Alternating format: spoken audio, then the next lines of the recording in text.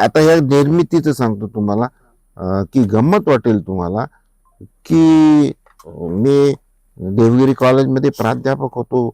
9:45 ते 10 असा मध्ये इंटरव्हल असायची, मध्यंतर असायचं. आणि त्या काळामध्ये मी खूप गप्पा गोष्टी वगैरे असं करायचो.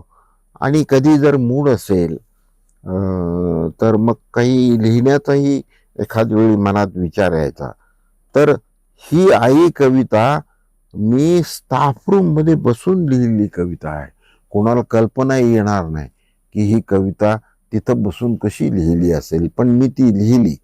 आणि माझे एक सहकारी होते मारवाडे म्हणून ज्युनियर कॉलेजला, आणि त्यांनी एक नवीनच शोध लागल्यासारखा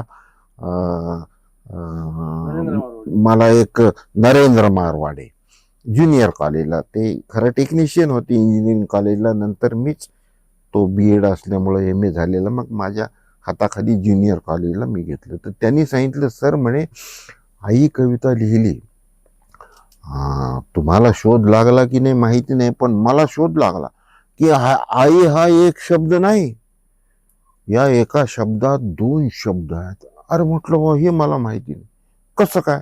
मी म्हटलं, त्यानं सांगितलं मला शोध लागला, हे 2 शब्दाचा मिळून एक शब्द झालेला. कसं काय सांग बरं? तर त्यानं सांगितलं, आ म्हणजे आत्मा आणि ई म्हणजे ईश्वर. आत्म्याचं आणि ईश्वराचं एकत्रित आपल्याला दर्शन जिथं घडतं त्यालाच तर आपण आई असं म्हणत असतो. किती सुंदर अर्थ मला सांगितला. मी आईवर कविता लिहिली, पण हा अर्थ माझ्या डोक्यात आला नाही. पण कवितेकडं किती वेगवेगळ्या पद्धतीनं, वेगवेगळ्या दृष्टीनं आणि वेगवेगळ्या आत्मीयतेनं पाहणारे वाचक रसिक असतात. त्यातला आमचा मारवाडे हा एक होता. आत्मा आणि ईश्वर ह्यांच्या एकत्रित दर्शनाची आपल्याला ज्या व्यक्तिमत्वामध्ये संधी मिळालेली असते आणि जिच्या पोटी आपण जन्म घेतलेला असतो, त्या आई ह्या कवितेनं आपण समारोप करू. आई ही कविता अनेक ठिकाणी, ही सुद्धा इयत्ता 10वीच्या अभ्यासक्रमात अनेक वर्ष होती. मुलंही रडायची शिक्षक शिकवत असताना, आणि शिकवत असताना शिक्षकांच्याही डोळ्यामध्ये अश्रू असायचे. त्यामुळं मला मुलांनी सांगितलं, शिक्षकांनी अनेकदा सांगितलं की हे असं सगळं अध्ययन अध्यापन हे होत असताना ह्या कवितेनं आमचे डोळे डबडबलेले आहेत. कसं आहे की आईनं केलेले संस्कार प्रत्येकाच्या अंतःकरणात किती विविध प्रकारचे असतात. अगदी 2 पाय पुढं करून लहान असताना त्याला उलट करून आंघोळ घालणं आईचं, आणि मग डोक्यावरून हात फिरवणं, अंग पुसणं, पाळण्यात टाकणं, हवा लागू नये म्हणून अंगावर काहीतरी पांघरणं, आणि झोप लागावी म्हणून पाळण्याला दोरीनं ओढणं. आता पाळणे राहिले नाही. पूर्वी तर पाळणा नव्हता, गरिबाच्या घरी तर झोळी असायची आणि त्याच्यात ते लेकरू टाकायचं. असे वेगवेगळे, म्हणजे आई किती प्रकारे संगोपन करत असताना मुलांना किंवा आपल्या लेकरावर स्पर्शानं संस्कार करते, आणि त्या स्पर्शातून त्याला वेगवेगळ्या जाणीवा उमटत असतात मनात. आणि मग मोठेपणी ते लहानपणचं सगळं आठवत असतं. आपल्याला कल्पना नाही की हे सगळे संस्कार लहानपणी झालेले असतात आणि एका कुठल्या तरी मेंदूच्या कप्प्यात ते पडलेले असतात, आणि माणूस मोठा झाला, आठवू लागला की तो असा कप्पा उघडतो. अलिबाबाच्या खजिन्याचं जसं दार उघडतं की, आणि मग ते सगळं मौल्यवान दिसू लागतं. तेव्हा ते वाटलेलं नव्हतं, परंतु जेव्हा कळतं आणि ती सगळं हे मौल्यवान आहे असं जाणवतं, आणि मग त्यातून शेवटी आपण आईवर कविता लिहितो. याचा अर्थ हाही असतो की कधी तरी तिच्या ऋणातून आपल्याला मुक्त होता येईल का ह्याचा विचार येतोच, मुक्त होताच येत नाही. ती जन्मदा आहे आणि म्हणून जन्मभर हे ऋण वाहण्यामध्ये जे सुख आहे त्याच्या इतकं दुसरं सुख कशातच नाही. आणि म्हणून तरीही आपल्याला ह्यातून मुक्त झाल्याचा आनंद घेता येईल का? मुक्त होता येत नाही, मुक्त झाल्याचा आनंद घेता येतो. तोही ह्या निर्मितीच्या मध्ये एक धागा असतो. म्हणून किती विविध धागे आपण एखाद्या कवितेतून शोधू शकतो. आणि आई तर मी म्हटलं की जन्मदा, आणि जन्मदा नावाचा तर मराठीत फार मोठा ग्रंथ आहे. वेगवेगळ्या क्षेत्रातल्या नामवंतांनी आपल्या आई संबंधीच्या आठवणी सांगितलेल्या आहेत. आणि म्हणून एखाद्या कवितेला माधव जुलेने यांनी आईची आठवण असं नाव देणं ही संपत नाही. ती आठवण येणारच. आणि आठवण ही नुसती आठवण नसते, तिचं अस्तित्व आपल्या सोबत असतं. ज्या आठवणीत अस्तित्व असतं ती फक्त आईच असते आणि त्याच्या पलीकडं दुसरं विश्व असत नाही. म्हणून आत्मा आणि ईश्वर ह्यांच्या एकत्रित दर्शनाची जिथं आपल्याला अनुभूती होते तिलाच आई म्हणतात. हे विश्लेषण, हे स्पष्टीकरण मला जास्त भावतं. आई कविता लिहितानाही माझ्या मनात नव्हतं, परंतु आई कविता लिहून ज्यांनी वाचलं त्यांच्या मनात हे उमटलं. मग हे कवितेचे संस्कार वाचकांच्यावर, श्रोत्यांच्यावर जेव्हा होतात त्याच्या इतकी धन्यता, कृतार्थता कवीला दुसरी असत नाही. आणि अशी धन्यता अनेक कवी संमेलनांच्या मधून या एका कवितेनं मला जन्मभर दिलेली आहे. आणि म्हणून जन्मभर जरी तुम्ही ऋणी राहिलात तरी ते ऋण फिटत नसतात. आणि म्हणून ऋणात राहणं हा सुद्धा एक नवीन ऋग्वेदच असतो, असं ऋषीच्या भाषेत आपण सांगू शकतो.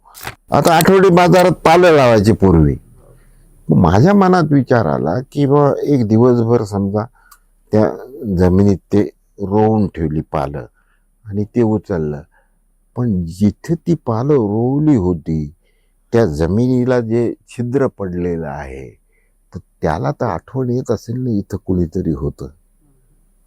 तो धागा आहे. आठवणी कुठून कुठून कशा येतात जवळ. म्हणून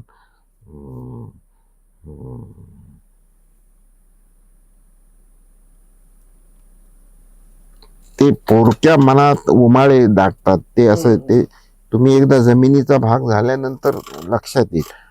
अहो गमतीनं सांगायचं तर नुसती एकदा मैत्रिणीची भेट झाली तर ती जन्मभर पुरते की नाही, त्याच्यावर चाललेलं असतं सगळं. मी हुबेहूब आईसारखा आहे, मातृमुखी.